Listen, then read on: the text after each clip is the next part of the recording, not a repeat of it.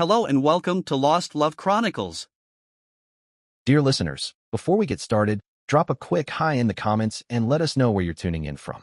Also, if you have any suggestions for us to make the channel better, please let us know. Now let's start with the story. My wife left for a month-long trial with her lover, saying she'd choose between us afterward, but I made it simple by filing for divorce. Alright, so I guess I'm sharing this because I need to get it out of my system. My name's Mike.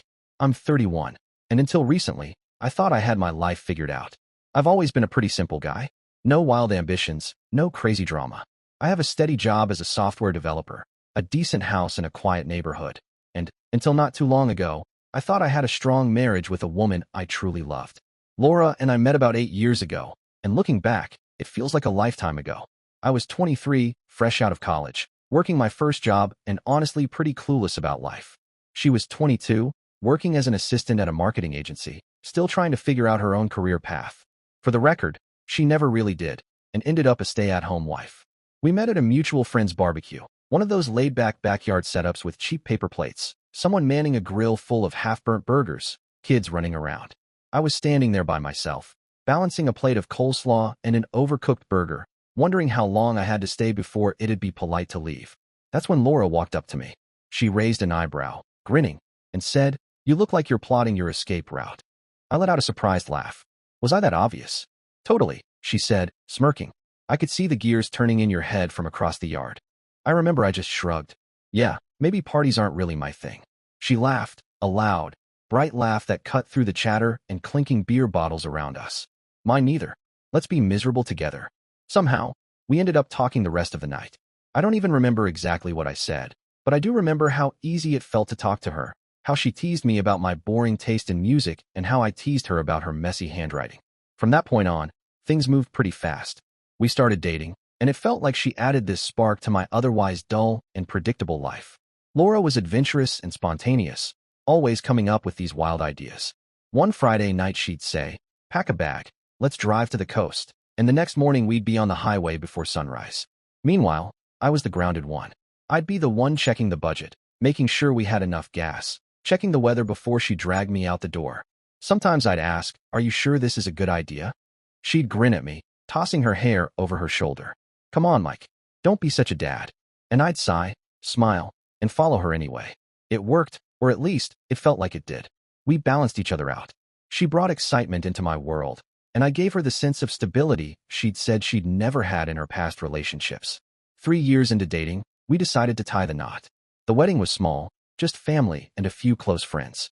Neither of us came from money, so there was no grand ballroom, no expensive catering, no ice sculpture shaped like a swan. But it didn't matter.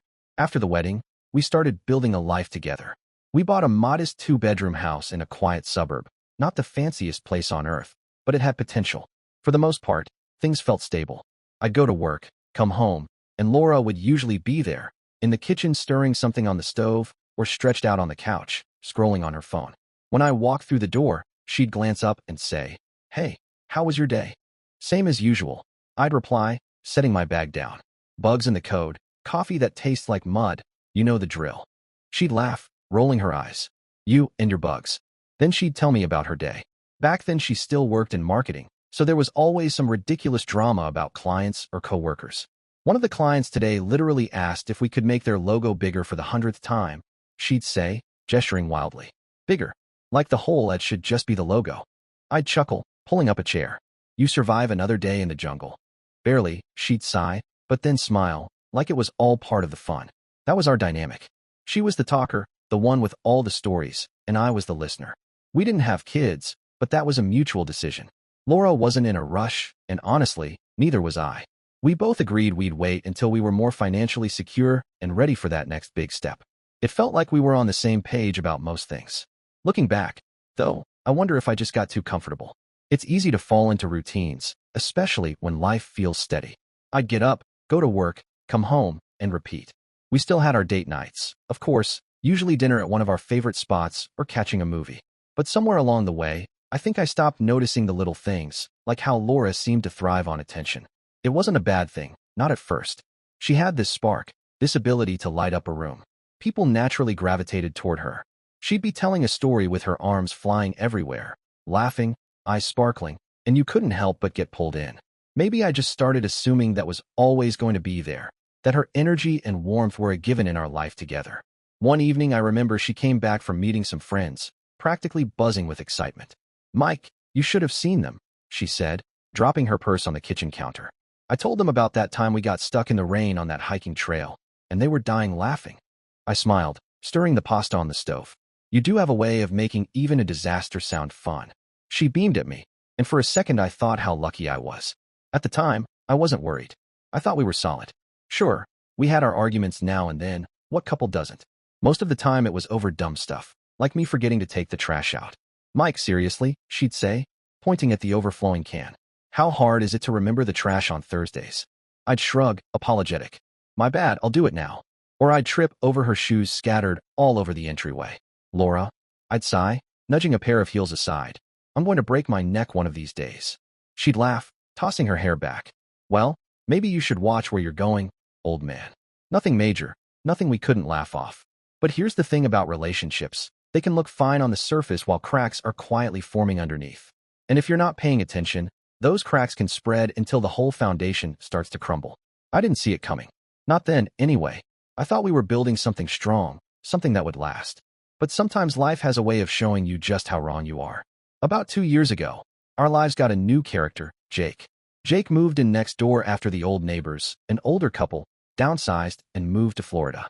He was about 28 at the time, younger than most of the folks in the neighborhood.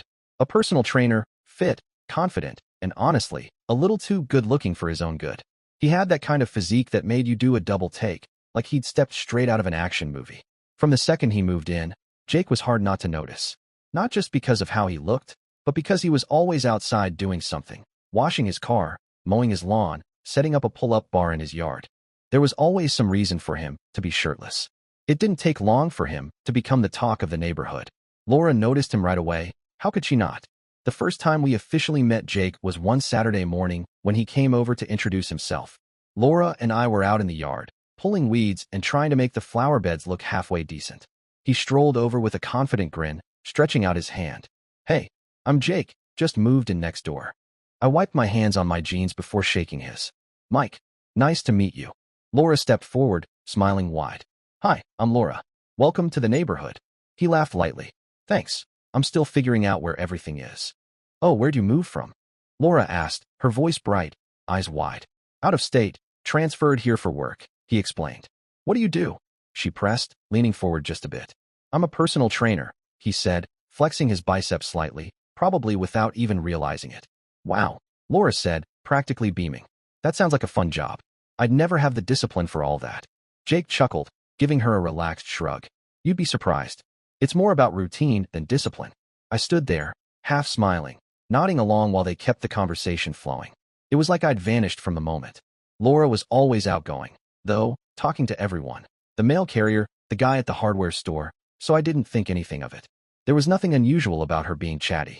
But looking back now, I can see the small shifts that started happening after that. It began with those casual conversations.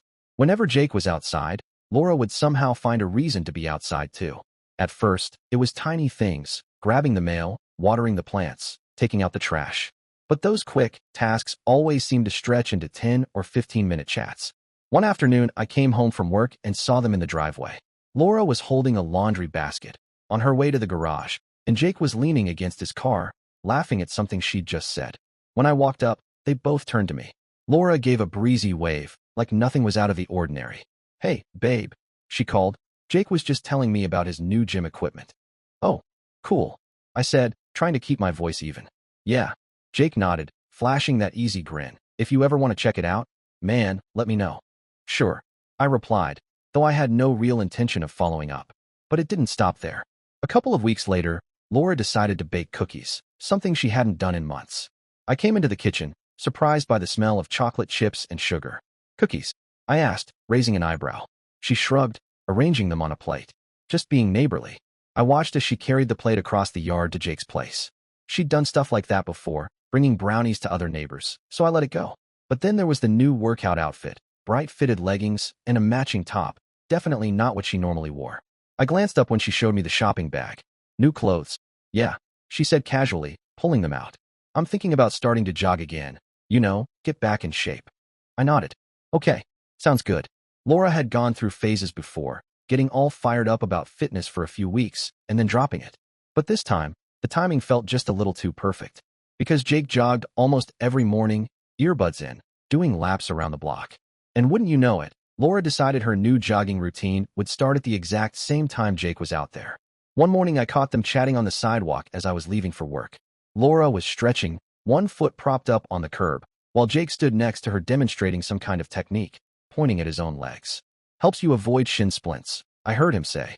Laura laughed, brushing a loose strand of hair from her face. I need all the help I can get.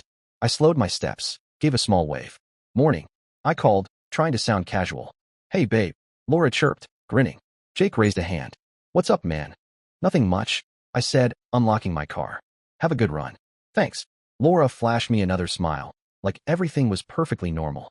But something about the scene stuck with me the rest of the day. Around this time, I started noticing Laura's phone habits changing too. She'd always been glued to her phone, scrolling social media, texting friends. That was nothing new. But now there was something guarded in how she held it. A couple of times I walked into the room and saw her quickly lock the screen or flip it face down on the coffee table, like she didn't want me to see. One night, I remember glancing over while she was scrolling through Instagram.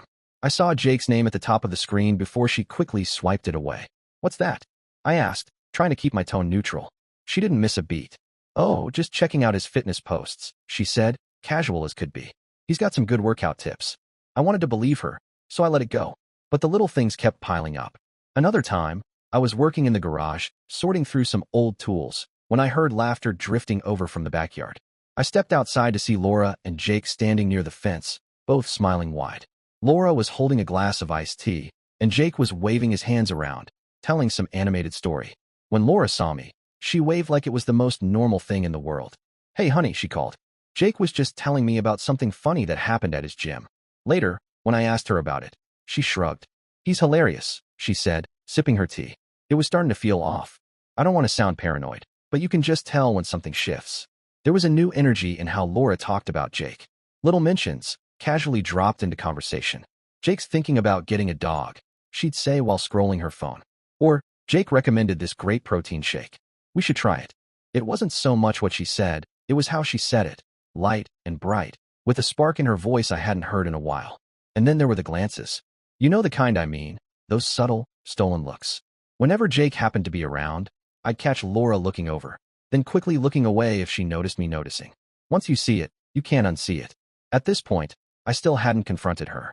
Part of me didn't want to believe there was anything to worry about. I trusted Laura.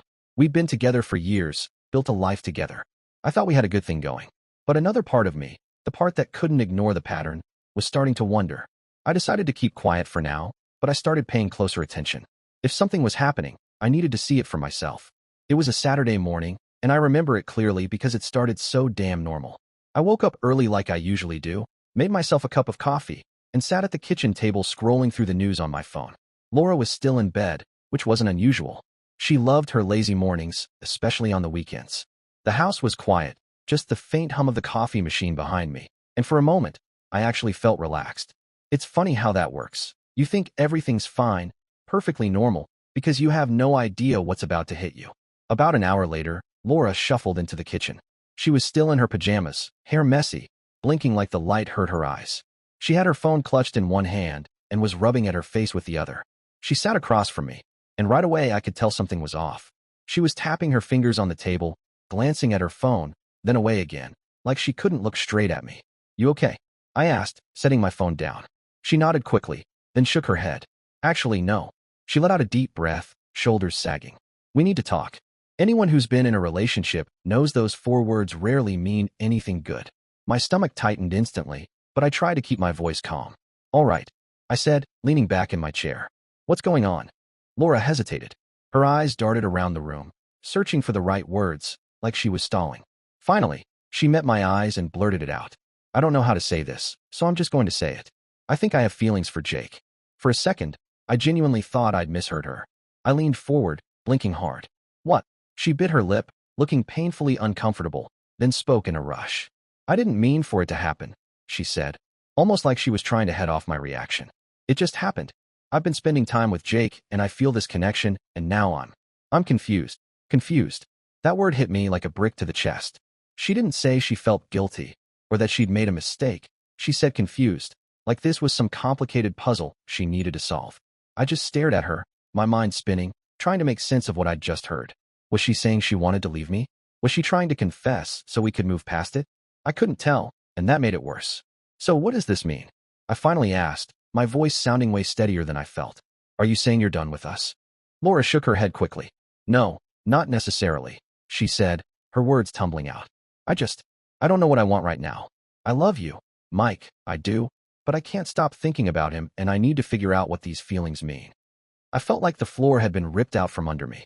We'd been together for years, built a life together, and now she was telling me she wasn't sure if she wanted to be with me anymore. It was surreal. I took a deep breath, trying to keep my voice steady. So what are you saying? You want to take a break?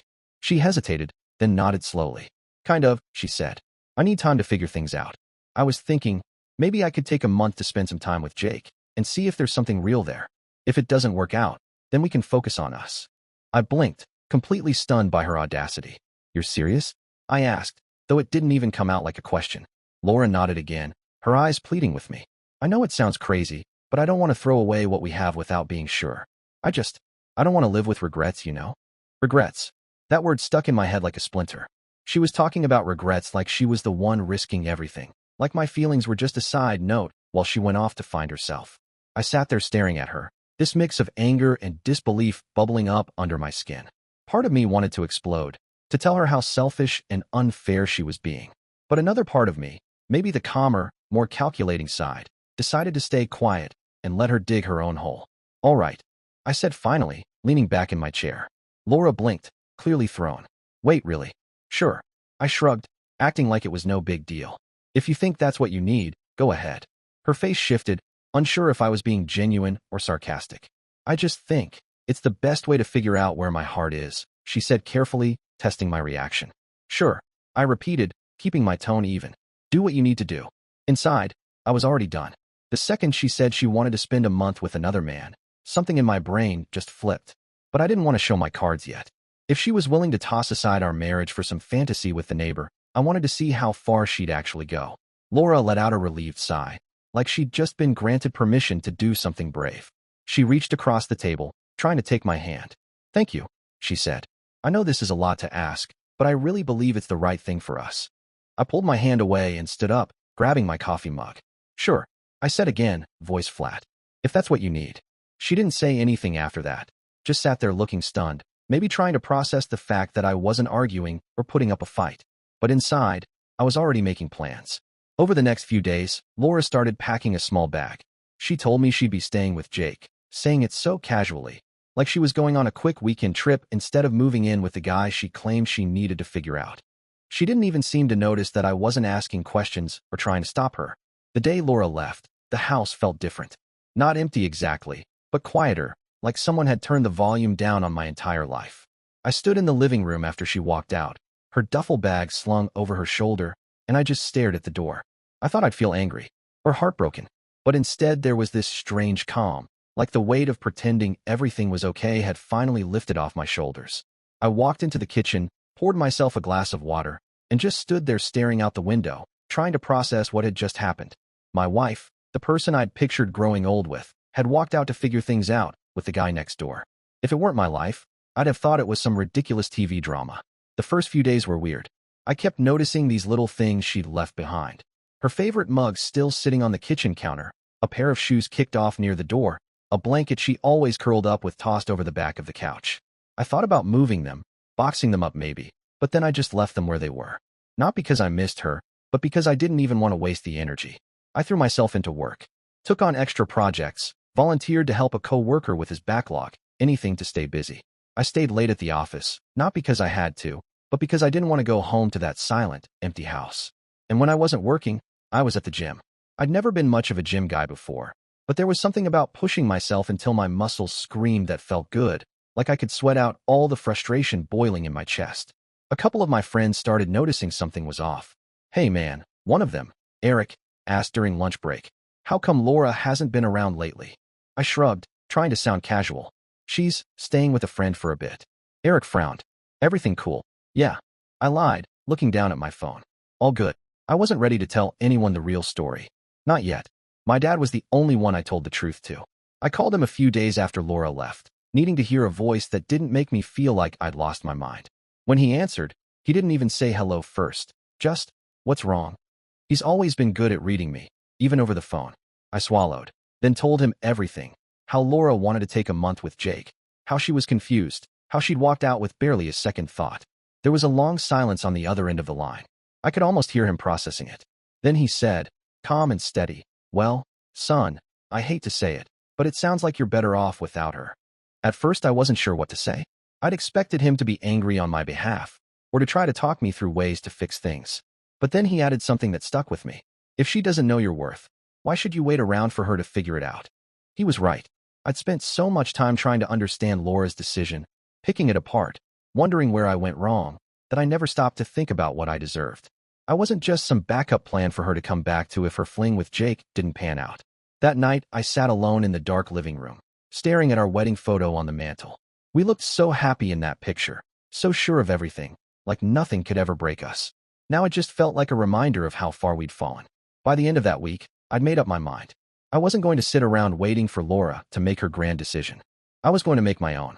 The next day, I called a divorce lawyer. Sitting in that lawyer's office was surreal. The walls were covered in framed certificates. The place smelled faintly of stale coffee and old paper, and I just sat there trying to steady my breathing while explaining what had happened. She wants to spend a month with another man, I told him, forcing the words out, and then decide who she wants to be with. The lawyer, a calm, middle-aged guy in a navy suit, nodded, taking notes like he'd heard stories even worse. Understood, he said after I finished. You're well within your rights to file for divorce. This falls under irreconcilable differences. Irreconcilable differences. Hearing that phrase made something click in my brain. That's exactly what we were. Laura and I weren't on the same page anymore. Maybe we never really had been. He walked me through the process, talking about paperwork, timelines, filing fees, things I had never thought I'd need to know. I tried to focus, nodding along, even though part of me still couldn't believe this was real. By the time I walked out of his office, I felt lighter, relieved, in a way, like I was finally taking back some kind of control over my own life. Back at home, I started making small moves to prepare for what was coming. I moved some money into a separate account, just in case things turned ugly later. I walked through the house, mentally dividing what was mine and what was hers. I didn't touch any of her stuff yet. I'd wait until it was official, but in my head I was already imagining what the place would look like without her things scattered everywhere. The days turned into weeks, and I started getting used to the quiet. Strangely, it wasn't as bad as I'd feared. In fact, it was almost peaceful. No more Laura constantly talking over the TV or arguing about whose turn it was to unload the dishwasher. Meanwhile, bits of gossip started trickling in through the neighborhood grapevine. One day I was pulling weeds in the front yard when Mrs. Carter from down the street waved me over. "Mike," she started delicately. "I saw Laura at the park with Jake, I think. They seemed, well, close." I forced a smile. "Thanks for letting me know," I said, pretending it didn't sting. A couple days later, Eric from next door mentioned casually, "Hey, man, saw Laura and Jake at that cafe on Main. Looked pretty cozy." "Yeah," I replied, keeping my tone neutral. Good for them. Inside, though, it was a hurricane, a tangled mess of anger and pity. Anger that she'd tossed everything away for what basically amounted to a fling. Pity because I could already see how it would end. Jake didn't seem like the kind of guy who'd ever settled down, and Laura was going to learn that the hard way. By the third week, I'd stopped checking my phone for messages from her. I figured if she wanted to reach out, she would, but I wasn't holding my breath. I was done waiting. One night, while cleaning out the garage, I found an old cardboard box shoved behind the shelves. When I opened it, I saw photos from our early years, me and Laura at that barbecue where we first met, road trips, a few silly selfies. For a second, my chest tightened, remembering how happy we'd been, how sure of ourselves. But then all the little red flags I'd ignored over the years started flooding back. All the times I'd put her needs ahead of mine without blinking, all the tiny compromises that had piled up until they buried me. I closed the box and pushed it aside. I didn't need those memories anymore. It was almost a full month to the day when Laura finally decided to make her grand return. I hadn't heard much from her during her little trial with Jake. The few texts she sent were vague at best. "Hope you're doing okay. We'll talk when I'm back." She didn't even try to give me updates or pretend she was torn about her decision. It was like she'd already written me off as Plan B.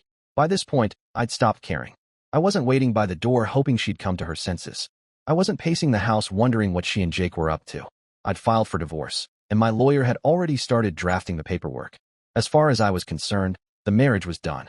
But I hadn't told her that, not yet. When she walked through the door, it was like nothing had changed, for her, anyway. She had her bag slung over her shoulder, her hair perfectly styled, that same confident look on her face like she'd just come back from a vacation and expected me to roll out the red carpet. "Hey," she said, setting her bag down by the door. "I'm back."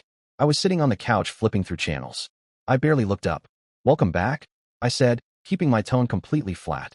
She paused, like she was waiting for me to jump up or ask how it went, but when I didn't, she walked over and perched on the arm of the couch. "We should talk," she said, her voice soft, careful, like she was tiptoeing through a minefield. I muted the TV and turned toward her, crossing my arms. "All right," I said evenly. "Talk." Laura smiled, that familiar smoothing over smile she'd always used when she wanted me to calm down. "I've done a lot of thinking," she began, taking this practiced deep breath. "And I've realized some things about myself, about us, about what I want." I just nodded, waiting. She took another breath, bracing herself like she was about to deliver some grand speech. "I care about you, Mike. I really do," she said, all earnest and wide-eyed. "And I think we can work through this. I think we can rebuild what we have." "Rebuild?" She said it like we were talking about patching up a hole in the drywall. I didn't say anything, just held her gaze, letting the silence do the heavy lifting. She seemed a little rattled by that, but kept going. "Jake's a great guy," she went on, and I had to bite the inside of my cheek to keep from laughing at how casually she tossed that out. "But I realized he's not what I need. He's fun, sure, but he's immature. He doesn't have the stability you have. I think I just got caught up in the excitement of it all." There it was, her grand revelation. She'd tried the shiny new toy, decided it didn't suit her, and wanted to slide back into our life like nothing happened. "Uh-huh," I said, keeping my voice perfectly calm. Laura blinked, clearly hoping for more of a reaction. "I know I've hurt you," she said, reaching out to touch my arm. "But I really believe we can get past this. We've been through so much together, Mike. We have history. That's not something you just throw away." I let her talk.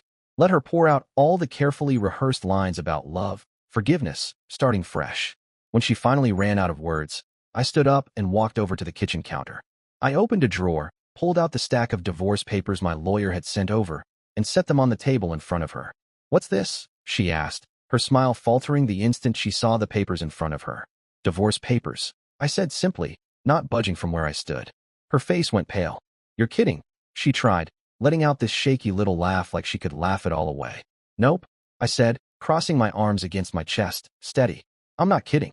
For a second, she just stared down at the stack, like her brain couldn't process it. Then her eyes snapped up to mine, wide and panicked. "You're divorcing me?" "Yeah," I told her, voice even. "I'm not interested in being your second choice, Laura." Her face changed so fast I almost laughed. 1 second panic, the next anger.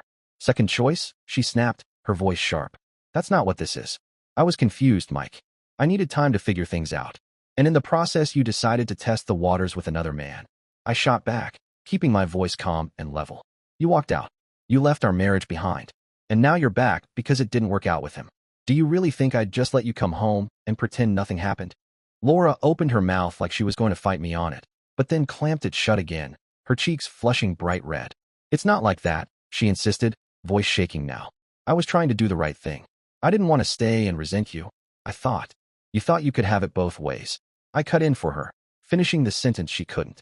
She stood up suddenly, crossing her arms across her chest, glaring down at me like I was the villain here. "You're making a mistake, Mike. We can fix this. I know we can." "No," I said firmly, letting every ounce of finality ring out. "We can't. You made your choice. Now I'm making mine." She looked like she was about to cry, eyes welling up, her lower lip trembling, but I didn't let it pull at me. I was past that. The rest of the conversation turned into a blur of her trying to reason with me, guilt me, threaten me with memories and shared dreams, bringing up our wedding, the house, even the kids we'd talked about having someday. None of it worked. Eventually she stormed out, slamming the door so hard it rattled the window panes. I stood there for a moment staring at the empty space where she'd been, listening to the house fall back into perfect silence, and felt nothing. No sadness, no regret, no second thoughts, just relief. Later that night, I called my lawyer. "She's seen the papers," I told him. "How'd she take it?" he asked, a trace of sympathy in his voice. "Not great," I admitted, and actually let out a smirk. He paused. "Do you want to give her time to process? Or move forward?" "Move forward," I said, no hesitation at all. It wasn't easy standing up to Laura like that. But it was right. She'd treated me like an option, a backup plan in case her fantasy with Jake fizzled, and if she thought I was going to just accept that, then she never really knew me at all. I knew she wouldn't give up easily. Laura was never the type to walk away from a fight, especially not one where she felt like she was losing.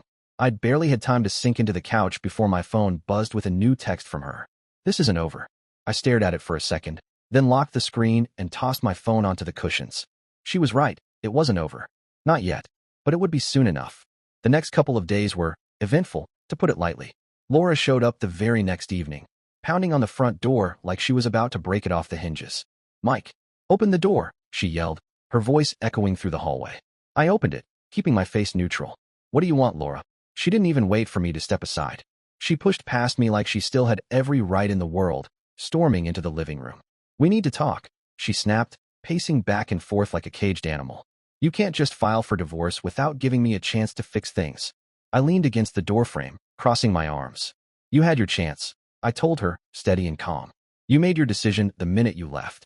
Her eyes flashed, her voice rising. "That's not fair. I didn't leave to end our marriage, Mike. I left to figure things out, to make sure I wasn't making a mistake by staying." I let out a dry laugh, no humor in it. "And in doing that, you proved exactly how little you valued what we had. You don't test a marriage by running off to someone else, Laura. That's not how this works." She stopped pacing, spinning on her heel to face me, her eyes red and watery with frustration. "I was confused," she said, voice breaking. "I didn't know what I wanted. But I know now, okay? I want us. I want to fix this." "Too late," I said, my tone flat, unshakable. "You don't get to come back just because things didn't work out with Jake." Her face twisted with a sudden burst of anger, and she jabbed a finger in my direction. "You're being petty," she shouted. "You're throwing away everything we built over one mistake." I shook my head slowly, steadying myself. "It wasn't one mistake, Laura. It was a series of choices. You chose to flirt with Jake. You chose to prioritize your feelings for him over our marriage. And then you chose to leave. Those weren't accidents, they were decisions." Her mouth opened like she was going to fire back, but then she closed it again, her shoulders sagging under the weight of it all. For the first time, she actually looked defeated. "What am I supposed to do now?" she asked quietly, sounding so small it almost made me pity her. I sighed, pinching the bridge of my nose. Part of me wanted to comfort her, force of habit, maybe, but I stopped myself.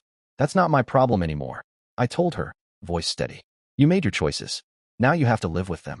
She stood there for another moment, like she was searching for one last argument to throw at me, but nothing came out. Finally, she turned and walked out without another word. After that, the divorce moved quickly. Laura tried to drag things out. Sure, maybe she thought I'd change my mind, or we're down under pressure.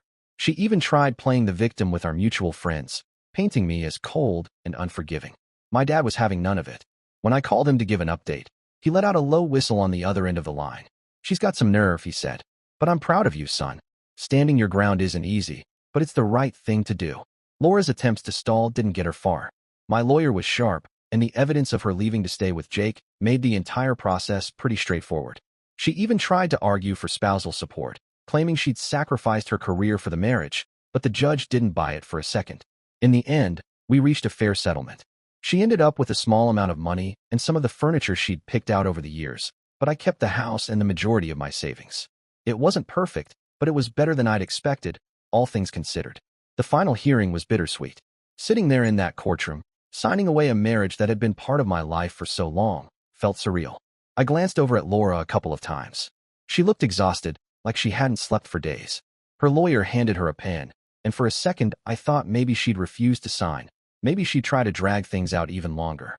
But after a moment of hesitation, she scribbled her name across the page, sealing it for good. After the hearing, she approached me in the hallway, her voice low. "Mike," she said, her eyes red and glassy, "I'm sorry for everything." I looked at her for what felt like a long time, trying to see the woman I'd fallen in love with all those years ago. But all I saw was a stranger, someone I used to know. "I know you are," I said quietly, keeping my distance, "but sorry doesn't fix this." Her eyes filled with tears, and she reached out toward me, maybe to hug me, maybe just to feel close for a second. But I stepped back. "Take care of yourself, Laura," I said, then turned and walked away. Every now and then I'd hear little bits about Laura through the grapevine. Jake, apparently, had moved on to someone else not long after she'd come crawling back to me. Laura was living with a relative now, trying to figure out her next steps, or at least that's how one of our mutual friends put it. I didn't feel any satisfaction hearing about her struggles, but I didn't feel sorry for her either. She'd made her choices, and now she had to live with them. One day I ran into her at the grocery store. I was pushing my cart down the produce aisle when I looked up, and there she was. We locked eyes for the briefest moment, and I could see all that guilt written on her face as clear as day. She gave me a small, awkward wave, but I just nodded, kept walking. There was nothing left to say. Looking back, I don't regret how I handled any of it. Laura thought she could have it both ways, that she could leave, explore her feelings for someone else, and then waltz back when it didn't work out. But life doesn't work like that. Through all of this, I've learned a hell of a lot about myself. I know now I deserve someone who actually values me, who doesn't see me as some fallback option to be revisited when they get bored or scared. And if that person is out there, great. If not, that's fine too. For now, I'm focused on rebuilding my life on my own terms. Laura's little trial run with Jake might have been her way of finding clarity, but for me, it was the wake-up call I didn't know I needed. Dear listeners, please share your thoughts in the comments section below and don't forget to like, share, and subscribe.